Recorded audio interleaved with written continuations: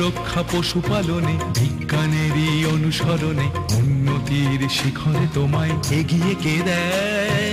অন্নদাতা। বঙ্গ কৃষক ভারত মাতার মুকুটমণি হবে, সেই লক্ষ্যে পৌঁছে দিতে সহায় কে বা হবে? অন্নদাতা, অন্নদাতা, অন্নদাতা, তোমাদেরই অন্নদাতা। রোজ সকালের মতো আজও উপস্থিত হয়েছি উন্নত কৃষি প্রযুক্তির বার্তা নিয়ে। সকলকে স্বাগত জানিয়ে শুরু করছি আজকের অন্নদাতা। শুরুতেই দেখুন আজকের হেডলাইন্স। চন্দ্রমল্লিকা ফুল চাষের অভিজ্ঞতা।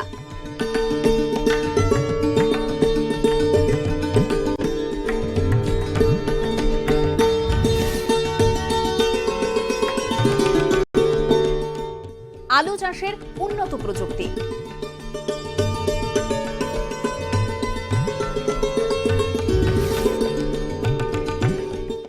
মটরশুঁটি চাষের অভিজ্ঞতা।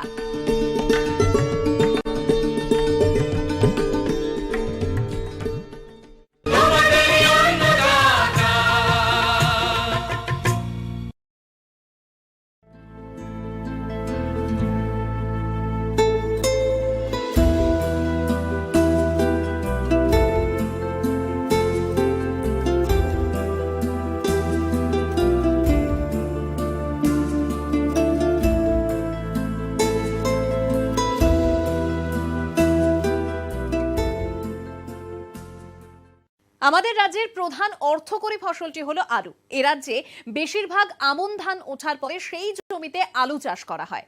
এই ফসলটির চাষে প্রাথমিক খরচ বেশি হয়ে থাকে রাসায়নিক সার ও উন্নত মানের বীজ আলুর জন্য।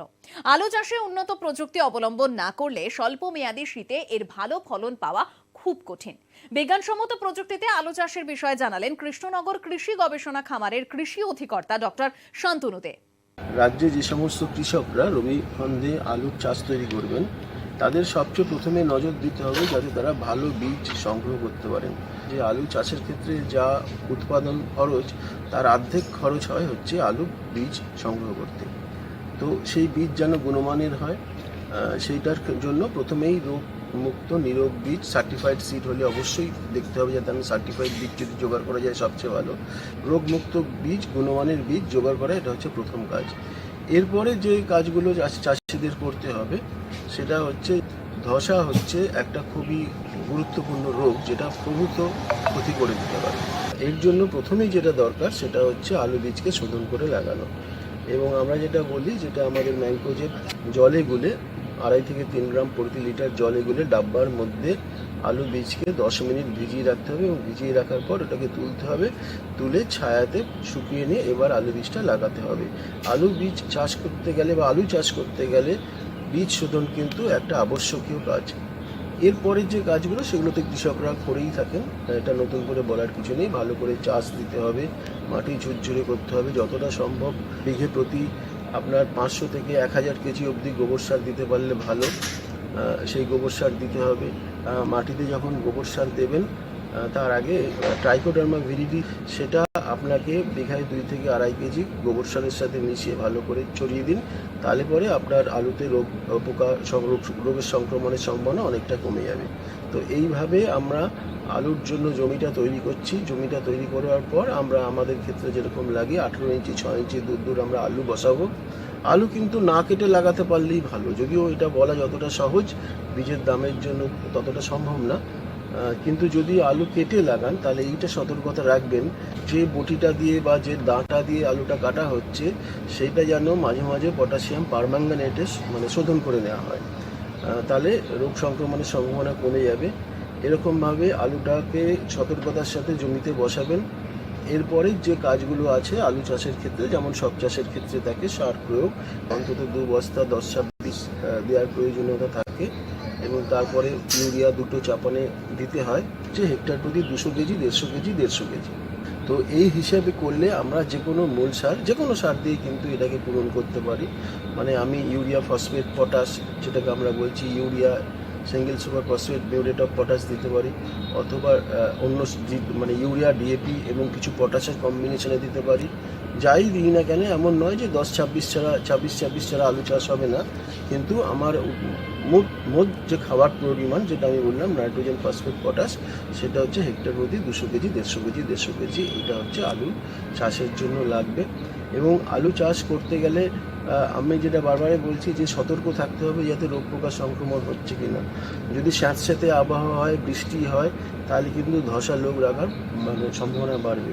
সেরকম ক্ষেত্রে রোগ লাগুক না লাগুক, একটা দুটো স্প্রে যেটাকে আমরা বলি প্রোফাইল্যাকটিক স্প্রে, কপার ঘটিত ওষুধ অথবা ডাইথেন M45 জাতীয় ওষুধ, ম্যাঙ্কোজেব জাতীয় ওষুধ, এগুলো একটা দুটো স্প্রে কিন্তু রোগ লাগুক বা না লাগুক আমাদের দিয়ে দিতে হবে। জমি নিয়মিত পরিদর্শন করতে হবে। আলুর ক্ষেত্রে পোকা খুব একটা বড় সমস্যা না, যদি না মাটিতে কোনো কাটুই পোকা ঠোকা থেকে যায়। আর বীজ যদি গুণমানের হয় তাহলে তো ভাইরাস মুক্ত বীজই পাবেন আপনি। কিন্তু এছাড়া যেটাকে আমরা ভাইরাস রোগ কুটে রোগ ইত্যাদি বলে থাকি, সেরকম যদি রোগের সংক্রমণ দেখা যায় তাহলে পরে কিন্তু সেই গাছটাকে তুলে ফেলতে হবে, তুলে ফেলে জমি থেকে সরিয়ে নিয়ে পুড়িয়ে দিতে হবে এবং মাটিতে পুঁতে দিতে হবে অথবা মাটিতে পুঁতে দিতে হবে। আর একটা জিনিস হলো যে এই সংক্রমণ যদি দেখা যায় জমিতে, যদি এই ভাইরাসের সংক্রমণ দেখা যায়, ভাইরাস নিজে নিজে তো ছড়ায় না, ভাইরাস বাহকের মাধ্যমে ছড়ায়। তো বাহকের মাধ্যমে যাতে এটা না ছড়ায় সেই জন্য ওই রোগ দেখা দিলে তার আগে সাথে সাথে যে কোনো সিস্টেমিক ইনসেকটিসাইড, যেমন ইমিডাক্লোরাপিড আছে বা আরও অন্যান্য কিছু আছে, সেই ওষুধ স্প্রে করে দিতে হবে এবং রোগাক্রান্ত গাছটাকে তুলে ফেলে পুড়িয়ে দিতে হবে। আলুর ক্ষেত্রে যে সেচ আমরা প্রয়োগ করি সেটা তো আপনারা জানেন যে খুব যে সেচ লাগে এমন নয়, 3-4টে সেচেই আলু হয়ে যায়। সেরকমভাবে জমিতে জল দিতে হবে এবং পরিচর্যা করলে আমরা আশা করতে পারি যে বিঘা প্রতি 100 করে বস্তা ফলন আমরা নিশ্চয়ই পেতে পারি এবং আমাদের চাষের মুখে হাসি ফোটাতে পারি। এখন একটু বিরতির পর থাকছে চন্দ্রমল্লিকা ফুল চাষের অভিজ্ঞতা।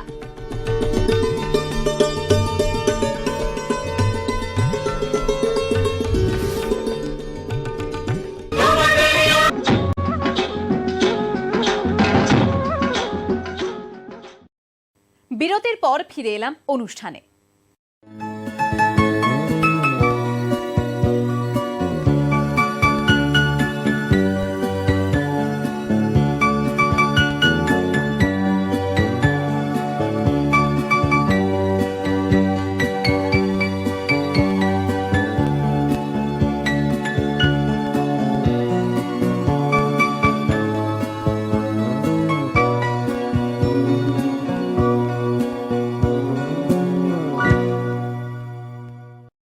শীতকালীন ফুলের মধ্যে ডালিয়া ও চন্দ্রমল্লিকা বিশেষভাবে উল্লেখযোগ্য। চন্দ্রমল্লিকা ফুলের কদর এখন পাশাপাশি রাজ্যেও দেখা যাচ্ছে।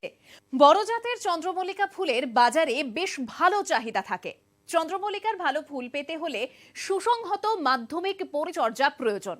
নদিয়া জেলার রানাঘাট 2 নম্বর ব্লকের প্রগতিশীল চাষী রাজীব বিশ্বাস বেশ কয়েক বছর ধরে এই মরশুমি ফুলটির চাষ 1 বিঘা জমিতে করে চলেছেন। তিনি চন্দ্রমল্লিকা ফুল চাষের অভিজ্ঞতা জানালেন। আমি বেশ কয়েক বছর ধরে চন্দ্রমল্লিকা চাষটা করে আসছি। চন্দ্রমল্লিকা চাষ সাধারণত শীতকালীন ফুল হিসেবে আমরা ব্যবহার করে থাকি। এটা আমরা বর্ষার সময় এটা লাগাতে হয়। আমি এই চন্দ্রমল্লিকাটা লাগিয়েছি ভাদ্র মাসের প্রথম দিকে। তা আমি এই যখন জমিটা প্রস্তুত করেছি, জমিটা 3বার চাষ দিয়েছি, পাওয়ার টিলার দিয়ে আবার বড় ট্র্যাক্টর দিয়ে 3বার চাষ দিয়ে মাটিটাকে খুব সুন্দর করে তৈরি করেছি। বিঘা প্রতি 50 বস্তা গোবরের সার এবং কিছু নিমখোল ব্যবহার করি। রাসায়নিক সার খুব অল্প পরিমাণে 10-26 বিঘা প্রতি 20 কিলো পরিমাণে দিয়ে আমরা এর বেডটাকে প্রস্তুত করি। আর বর্ষার সময় বেশি সার দিলে পচে যাওয়ার সম্ভাবনা থাকে বলে আমরা চাপান হিসাবে খুব সামান্য বিঘা প্রতি 7 থেকে 8 কিলো সার খুবই সামান্য পরিমাণ দিয়ে আমরা গাছের গোড়াগুলোকে বাঁধিয়ে দিই। এর পরবর্তীতে আর সার দেওয়ার প্রয়োজন হয় না। আমাদের মূল সার এবং পরবর্তীতে চাপান সার দেওয়া হয়, সেই সার থেকেই আমাদের ফুল গাছটা পুরোপুরি তৈরি হয়ে যায়। এই সময় বৃষ্টির বেশি থাকে বলে জল নিকাশি ব্যবস্থাটা আমার খুব ভালো রাখতে হয়। সেই কারণে যে চন্দ্রমল্লিকার বেডটা করি 2 হাতের বেড দিই, আমরা মধ্যে যে নালাটা করি সেটা 1 হাতের থাকে। 1 বিঘা জমি রেডি করি। রেডি করার পরে আমরা সাধারণত জিরাট থেকে আমরা চারাগুলো সংগ্রহ করি। এই চারাগুলো আমি বিঘা প্রতি 12,000 চারা আমরা লাগাই। সাদা এবং হলুদ জাত 2 রকম লাগাই, তবে বর্ষার সময় আমরা সাদাটাই লাগিয়েছি। এবার ম্যাঙ্কোজেব দিয়ে শিকড়ের গোড়াটা একটু শোধন করে নিয়ে আমরা লাগিয়ে দিই। আমরা 5-6 ইঞ্চি পর পর এক বেডে 4 লাইন করে দিই। এটা যখন চারাটার বয়স 15 থেকে 20 দিন বয়স হয় তখন আমরা চারার আগা থেকে ডগাটাকে কেটে দিই। কাটার কারণ হচ্ছে ওটা কাটার পরে ওখান থেকে ডালগুলো ওখান থেকে 3 থেকে 4টে ডাল ছাড়ে। আবার সেটা যখন বড় হতে থাকে গাছটা যখন আবার 7 থেকে 8 ইঞ্চির উপরে আবার ডাল হয় তখন আমরা সেখান থেকেও আবার আগাগুলো কেটে দিই। তার ফলে আমরা একটা গাছ থেকে 10 থেকে 12টা ডগা পাই। সেই 10 থেকে 12টা ডগায় মানে আমরা ফুল পেতে পারি। একটা গাছ থেকে আমরা 10 থেকে 12টা ফুল পাই। আর এটা বর্ষার সময় যেহেতু আমরা ফুলের চারাটা লাগাই, এই সময় পচার খুব সম্ভাবনা থাকে বলে আমরা বিভিন্ন ধরনের পচার ওষুধ দিয়ে থাকি। ডাইথেনেম, কবজ, এই ধরনের বেশ কিছু ওষুধ লিটারে 2 গ্রাম করে পচার ওষুধ দিই। এবং শিকড়ের সমস্যা হয় বলে অনেক সময় রুটোজ আমরা এই সময় ব্যবহার করে থাকি। জমি প্রস্তুত করার সময় যে মূল সারটা দিলাম তার থেকে আমরা 20 থেকে 30 দিন পর কি এক মাস পর আমরা চন্দ্রমল্লিকা সারটা দিই, চাপান সারটা দিয়ে থাকি। চারাটা লাগানোর পর থেকে আমরা 90 থেকে 100 দিন পরে আমরা এটা ফুলটা পাই। আমাদের এই ফুল এখান থেকে কাটিং আমরা জমি থেকেই করে সেটাকে প্যাকেটজাত করি। সেটা এখান থেকে বিভিন্ন ভারতবর্ষের বিভিন্ন স্টেটে আমরা বিক্রি করি। খুবই লাভজনক। আমরা এইটা প্রথম চাষ থেকে শুরু করে আমরা যদি ফুল তৈরি পর্যন্ত ধরি আমাদের বিঘা প্রতি 80 থেকে 90 হাজার টাকা খরচা হয়। একটা গাছ থেকে যদি আমি 10টা 8টা ফুল পাই, আমার টোটালে দেখা যায় আমি 1 বিঘা থেকে 1 লাখ কি 1,05,000 এরকম ফুল পাই। কোনো সময় দেখা গেছে 4 টাকা 5 টাকা পিস বিক্রি হয়, কোনো সময় 2 টাকা পিস বিক্রি হয়। আমি গড় করে দেখেছি আমার 1 বিঘেতে আমি 3 থেকে 3.5 লক্ষ টাকা, কোনোবার 4 লক্ষ টাকা আমি বিক্রি করতে পেরেছি। তা আমি দেখা যাচ্ছে যে আমি 1 বিঘেতে আমি 1 লাখ টাকা কি 90 হাজার টাকা খরচা করে আমি 3 থেকে 4 লাখ টাকার উপরে বিক্রি করতে পারছি। ফুলটা আমি লাগানোর পর থেকে ফুল পাওয়া পর্যন্ত আমার 4 মাস সময় লাগে। 4 মাসে আমি এটা 1 লাখ টাকা আমার 1 বিঘেতে খরচা করে আমি 4 লাখ টাকা পর্যন্ত বেচাকেনা করতে পারছি। চন্দ্রমল্লিকার যেহেতু আমি বর্ষায় লাগিয়েছি, এই সময় সেচের খুব একটা প্রয়োজন হয় না। তবুও যদি খরা যদি দেখা দেয় তখন আমরা নালিতে হালকা পরিমাণ জল দিয়ে জলটাকে ছেঁকে দিতে হবে। কোনো সময় এটা নজর রাখতে হবে চন্দ্রমল্লিকাতে যেন কোনো সময় জল না জমে। জল জমলে চারাটা মরার সম্ভাবনা প্রবল। জাপ পোকা যাতে না লাগে সেই জন্য আমাদের জাবের ওষুধটা দিতে হয়। এছাড়া ফুলটা যখন তৈরি হয় বিভিন্ন রকম লেদা পোকা কিংবা সাদামাছি কিছু আছে কড়ি কেটে দেয়, সেই ধরনের কিছু পোকা, এইসব পোকার উপদ্রব থেকে বাঁচার জন্য আমাদেরকে পোকার ওষুধ দিতে হয়।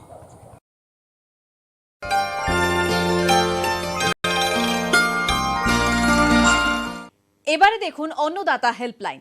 দর্শকেরা আমাদের কাছে বিভিন্নভাবে যে প্রশ্ন করে থাকেন তার উত্তর নিয়ে সাজানো হলো অন্নদাতা হেল্পলাইন। অন্নদাতা দপ্তরে বাঁকুড়া জেলার বরজোড়া থেকে ফোন করেছেন ঈশ্বর ধীবর। তিনি পোনা মাছ চাষ করেছেন। এখন তার পুকুরের কিছু মাছের গায়ে লাল দাগ রোগ দেখা দিয়েছে। কিভাবে মাছকে এই রোগের হাত থেকে রক্ষা করবেন সে বিষয়ে তিনি জানতে চেয়েছেন। ঈশ্বরবাবু, আপনার এই প্রশ্নের উত্তরে আপনাকে অন্নদাতার কৃষি বিশেষজ্ঞের পরামর্শ জানাচ্ছি। মাছ যেসব রোগের দ্বারা আক্রান্ত হয় তার মধ্যে মাছের গায়ে লাল দাগ রোগ একটি। এই লাল দাগ রোগটি ইদানিংকালে বেশ কিছু জায়গায় দেখা যাচ্ছে। এই রোগের জন্য মূলত জলজ পরিবেশ যেমন দায়ী, সেই সঙ্গে মাছের সঠিক যত্ন ও পরিচর্যা না করাও একটা প্রধান কারণ। রোগের লক্ষণ হিসাবে প্রথম দিকে মাছের দেহে পেটের দিকে প্রধানত লাল দাগ দেখা যায় এবং আঁশগুলো কখনো আলগা হয়ে যায়, কখনো আবার ঝরে পড়ে। ফলস্বরূপ মাছ দুর্বল হয়ে যায় এবং এক সময় মাছ মারা যায়, যে কারণে চাষিকে ক্ষতির বোঝা বইতে হয়। রোগের প্রতিকারে একেবারে প্রথম থেকেই সুসংহত নিয়ন্ত্রণ ব্যবস্থা অবলম্বন করতে হবে। গ্রীষ্মের সময় পুকুরের জল শুকিয়ে গেলে পরিমাণ মতো সার, চুন ইত্যাদি প্রয়োগ করে পুকুরকে মাছ চাষের উপযোগী করে তুলতে হবে। আবার যে পুকুরে জল আছে সেখানে মহুয়া খোল দিয়ে পুরনো আমাছাপ মেরে ফেলতে হবে। বিশ্বস্ত হ্যাচারি থেকে মাছের চারা সংগ্রহ করতে হবে। পুকুরে জলের পিএইচ পরীক্ষা করতে হবে। প্রতি বিঘা জলাশয়ে মোট 1500টি মাছ ছাড়তে হবে। তবে মাছ ছাড়ার পূর্বে পটাশিয়াম পারম্যাঙ্গানেটের দ্রবণে তা শোধন করা উচিত। প্রত্যহ একটা নির্দিষ্ট জায়গায় নির্দিষ্ট সময়ে মোট মাছের ওজনের 3% হারে পরিপূরক খাদ্য দিতে হবে। পুকুরে শ্যাওলা কিংবা অন্যান্য জলজ আগাছা থাকলে তা ঘন জাল টেনে তুলে ফেলতে হবে। এছাড়াও পুকুরের জল যাতে বাইরে যেতে না পারে এবং বাইরের জল যাতে ভেতরে প্রবেশ করতে না পারে তার ব্যবস্থা করা দরকার। পুকুরে জলের পরিমাণ ঠিক রাখতে হবে। তাছাড়া বাজারে চলতি ব্লেসান নামক যে ওষুধটি পাওয়া যায় সেটা প্রয়োগ করতে হবে। বিঘা প্রতি 30 কেজি চুন প্রয়োগ করতে হবে। না হলে চুনের বদলে প্রতি বিঘায় 10 কেজি ব্লিচিং পাউডার একেবারে প্রয়োগ না করে 2 থেকে 3 কেজি করে একাধিকবারে প্রয়োগ করা যেতে পারে। এছাড়াও বিঘা প্রতি 15 কেজি লবণ জলে গুলে ছড়াতে হবে এবং 100 গ্রাম পটাশিয়াম পারম্যাঙ্গানেট প্রতি বিঘায় প্রয়োগ করা যেতে পারে। এছাড়াও জলের অ্যামোনিয়া কমানোর জন্য বাইরে থেকে বিশুদ্ধ জল পুকুরে প্রবেশ করানো দরকার। এই সব ব্যবস্থা অবলম্বনের দ্বারা পুকুরের পরিবেশ ঠিক রেখে মাছকে লাল দাগ রোগের হাত থেকে যেমন রক্ষা করা সম্ভব তেমনই পাওয়া যাবে উচ্চ ফলন। এখন আবার বিরতির পর থাকছে মটরশুঁটি চাষের অভিজ্ঞতা।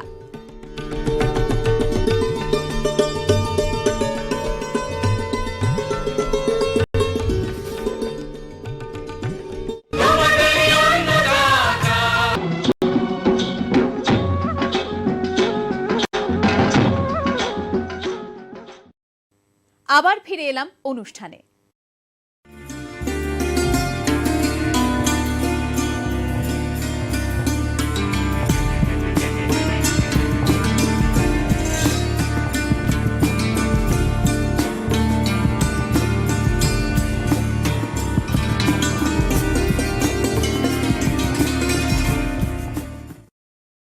শস্য পর্যায়ে একটি শিম্বি গোত্রের ফসল চাষ করলে জমির উর্বরতা বাড়ে। শীতকালে যেসব শিম্বি গোত্রের ফসল চাষ করা হয় তার মধ্যে মটরশুঁটি একটি। বাজারে এর একটা ভালো চাহিদা রয়েছে, তাই কৃষক বন্ধুরা মটরশুঁটি চাষ করে লাভবান হন।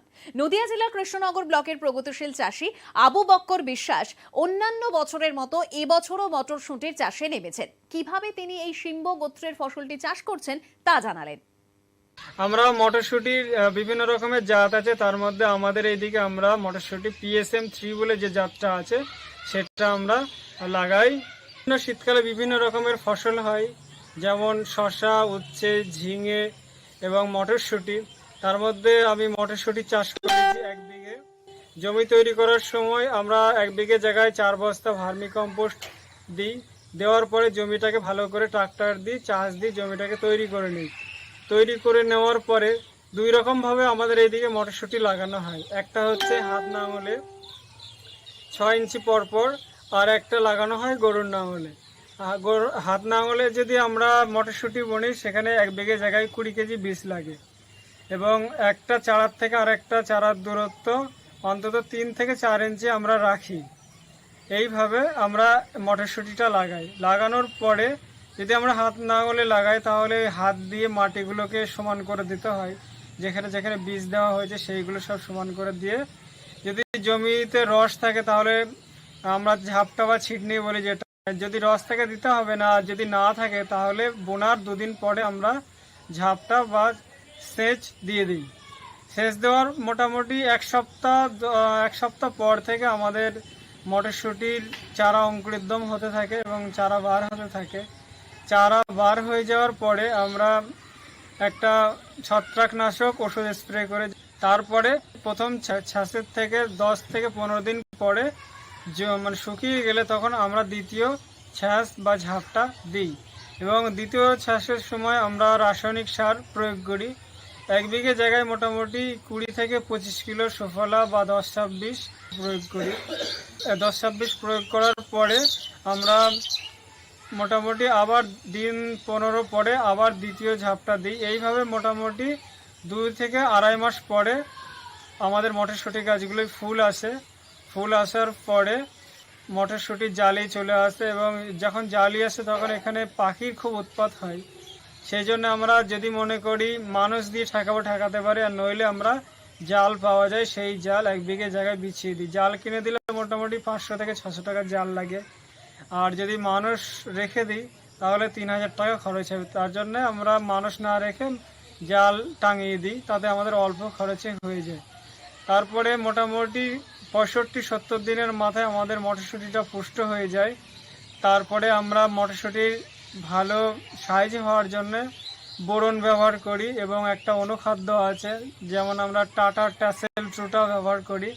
এতে মটরশুঁটির কালার এবং সাইজটা, গুণগত মানটা ভালো হয়। আর মটরশুঁটিতে বিভিন্ন রকমের পোকার উৎপাত হয়, যেমন লেদা পোকা লাগলে আমরা পোলার আছে, উস্তাদ আছে, সেগুলো আমরা প্রয়োগ করি। সেই ওষুধগুলো এখনকার জারগুলো হচ্ছে 15 লিটারের, 15 লিটার জারে আমরা 20 থেকে 22 ml করে পোকার ওষুধ দিই এবং 1 বিঘে জায়গায় মোটামুটি 4 ঢাপ ওষুধ লাগে। তারপরে যখন ফুল আসবে তখন যদি ফুল পড়ে যায় তাহলে আমরা মিরাকুলান বলে একটা ওষুধ আছে, সেটা আমরা ফুল জালি ঠেকানোর জন্য প্রয়োগ করি। তারপরে মটরশুঁটি যদি ধসা লাগে, ধসার জন্য ডাইথেনিয়াম M45 বা আমরা যেটা ম্যাংকোজেব 75 বা 65 বলি, এটা আমরা ধসা লাগলে প্রয়োগ করি। এইভাবে আমরা মটরশুঁটি চাষ করি। তারপরে যখন মটরশুঁটি পরিকল্প হয়ে যায় তখন আমরা লেবার করে মটরশুঁটি তুলি। 1 বিঘে জায়গায় যদি ভালো মটরশুঁটি হয় মোটামুটি 15 থেকে 16 কুইন্টাল মটরশুঁটি হয় এবং যদি ভালো বাজার থাকে 30 থেকে 35 টাকা, যেটা মিডিয়াম বাজার, সেটা যদি থাকে তাহলে 1 বিঘে জায়গায় মোটামুটি 20 থেকে 25 হাজার টাকা মটরশুঁটি বিক্রি হবে। আর যদি বাজার কমা হয় তাহলে মোটামুটি 10,000 টাকা 1 বিঘে জায়গায় বিক্রি হবে। এবং 1 বিঘে জায়গা মটরশুঁটি চাষ করতে গেলে প্রথম থেকে জমি তৈরির থেকে একদম মটরশুঁটি বাজার নিয়ে যাওয়া পর্যন্ত 8 থেকে 10,000 টাকা খরচ হবে। এই অনুষ্ঠানটি আপনাদের কেমন লাগছে? আপনারা আর কি কি দেখতে চান অন্নদাতা অনুষ্ঠানে? জানিয়ে চিঠি লিখুন। আমাদের ঠিকানা Annadata, news 18 Bangla, Godrej Waterside, Tower 1, Salt Lake, sector 5, Kolkata 91। অনুষ্ঠানটি আজকের মতো এখানেই শেষ করছি। আবার দেখা হবে কাল সকালে। নমস্কার।